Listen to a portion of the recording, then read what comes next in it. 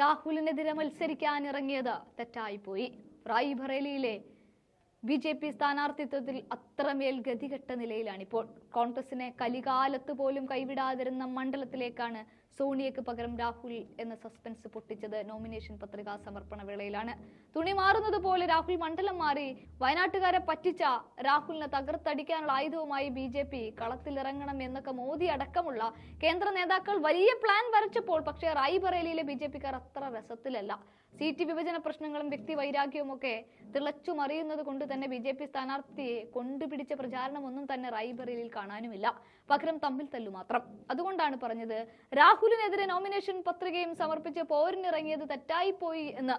റായ്ബറേലിയിൽ രാഹുൽ ഗാന്ധിക്കെതിരെ മത്സരിക്കുന്ന ബി.ജെ.പി. സ്ഥാനാർത്ഥി ദിനേശ് പ്രതാപ് സിംഗ് ആണ് പ്രതിസന്ധിയിൽ കിടന്ന് ഉഴലുന്നത്. പ്രാദേശികമായി പാർട്ടിക്കകത്തുള്ള ഭിന്നിപ്പാണ്. സ്ഥാനാർത്ഥിയുടെ പ്രചാരണത്തിൽ നിന്ന് 2 MLA-മാരെയും അവരുടെ അനുനായികളെയും വിട്ടുനിൽക്കുകയാണിപ്പോൾ അവർ.